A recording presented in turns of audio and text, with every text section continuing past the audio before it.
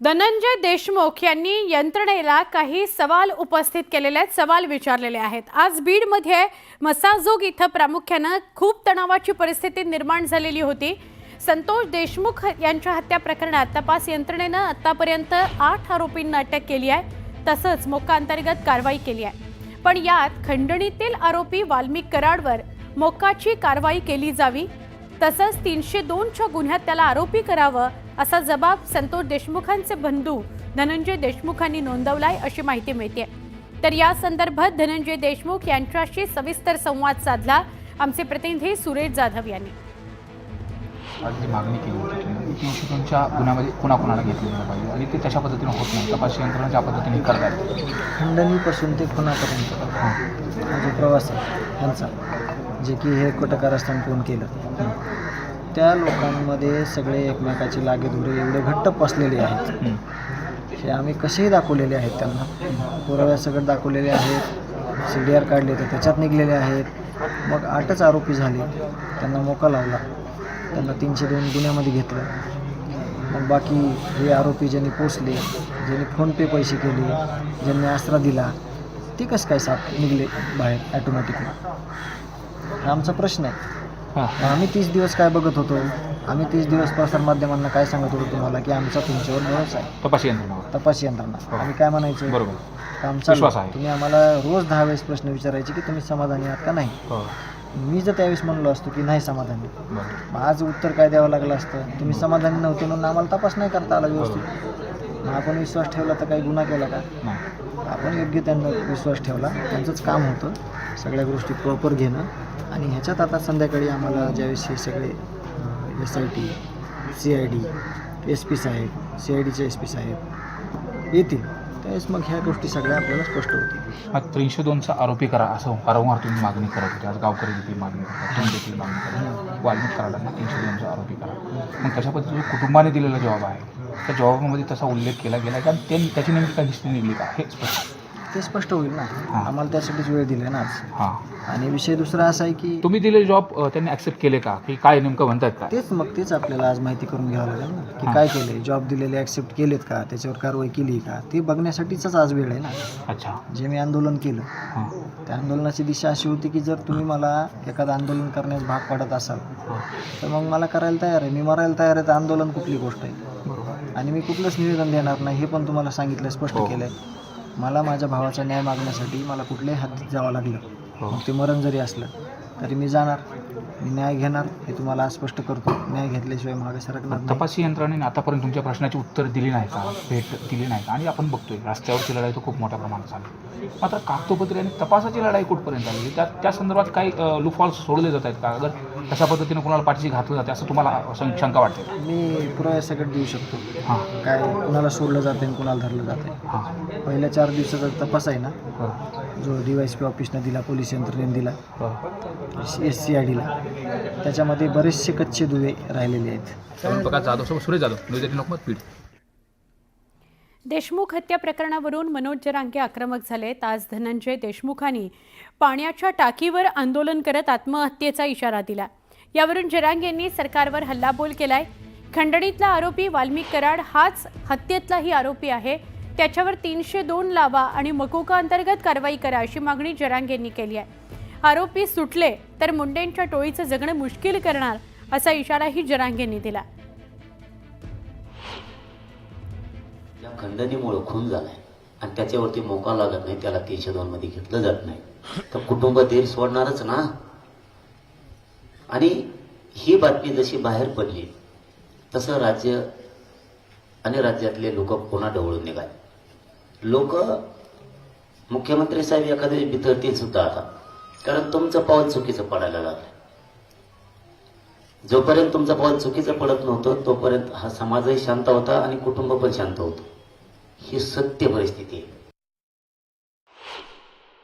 तुम्ही आरोपी वाचवायला लागलात अशी आता शंका यायला लागली। जो खंडणीतला आरोपी तुम्ही वाचवायला लागलात याचा अर्थ या राज्यातल्या लोकांनी, जनतेने असं समजायचं का मुख्यमंत्री साहेब आता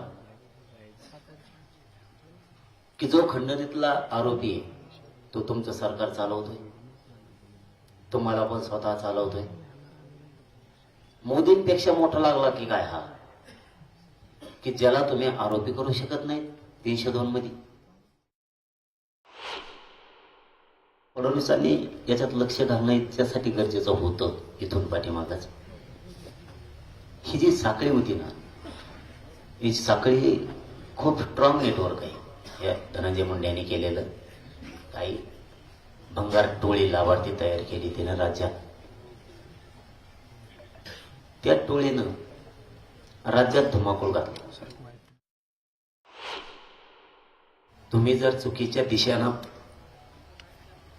तपास केला, यंत्रणेचा गैरवापर करून, आणि देशमुख कुटुंबातल्या एकाही माणसाला जर त्यांच्या जीविताला काही झालं, आरोपी जर सुटला,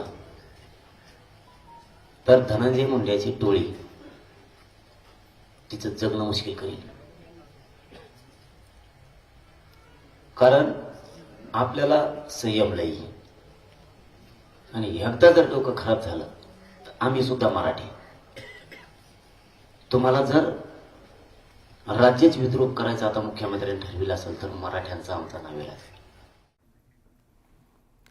सीआयडीचे अधिकारी देशमुख कुटुंबियांना भेटणार आहेत. कुटुंबियांची भेट घेत देशमुख हत्या प्रकरणासंदर्भात आत्तापर्यंत काय काय घडलं, काय काय अपडेट आहेत, कसा तपास सुरू आहे, आत्ता तपास कुठपर्यंत आलेला आहे, या सगळ्याविषयीची माहिती सीआयडीचे अधिकारी देशमुख कुटुंबियांना देणार आहेत अशी माहिती मिळते. बीड पोलीस अधीक्षक कार्यालयामध्ये सीआयडीचे वरिष्ठ अधिकारी तपासासंदर्भात देशमुख कुटुंबाला माहिती देतील. तपास यंत्रणा प्रकरणाबाबतची माहिती देत नसल्याची तक्रार देशमुख कुटुंबानं केली होती. धनंजय देशमुखांनी आज आक्रमक होत पाण्याच्या टाकीवर चढून आंदोलन केलं. पोलीस अधीक्षक नवनीत कौर यांनी सीआयडी अधिकाऱ्यांची भेट घालून देते असं आश्वासन दिलं होतं. थोड्याच वेळात अधिकारी देशमुख कुटुंबाला भेटणार आहेत. तसंच एसआयटीचे अधिकारी सुद्धा देशमुख कुटुंबियांना भेटतील आणि त्यांना माहिती देतील आत्तापर्यंतच्या तपासासंदर्भात असं कळतंय. गाववाले लोकांना आणि सगळ्या लोकांना मी हेच म्हणू इच्छितो की SITचे हेड स्वतः इथे येत आहे आणि SITचे SP सुद्धा आता इथे येत आहे. तो त्यांच्याशी मीटिंग त्यांच्याशी होईल आणि जे काय त्यांची अडीअडचणी असेल, जे काय डाऊट्स असेल ते क्लिअर करू शकतो. आपण बघत होतो ही माहिती नवनीत कौर यांच्या संदर्भातली प्रतिक्रिया होती. ते म्हणाले की अधिकारी त्यांच्याशी बोलणार आहेत. आपण पुढची बातमी बघणार आहोत ती म्हणजे सरपंच संतोष देशमुख यांच्या पत्नी अश्विनी देशमुख यांनी सुद्धा नुकताच सीआयडीच्या अधिकाऱ्यांसमोर जबाब दिला होता. या जबाबात अश्विनी देशमुख यांनी एक धक्कादायक दावा केला आहे. 6 तारखेला मारहाण झाल्यानंतर संतोष देशमुख यांना खूप फोन येत होते. महिन्याभरापूर्वीच संतोष देशमुख यांना जीवे मारण्याची धमकी सुद्धा देण्यात आली होती. त्यामुळे संतोष देशमुख यांना भीती वाटत होती असं अश्विनी देशमुख म्हणालेले आहेत.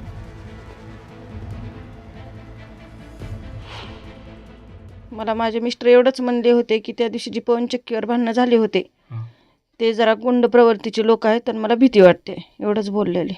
अच्छा, म्हणजे या संपूर्ण प्रक्रियेमध्ये त्यांनी तशा पद्धतीने अगोदर सांगितलं होतं. हां, ते शनिवारी आले होते लातूरला.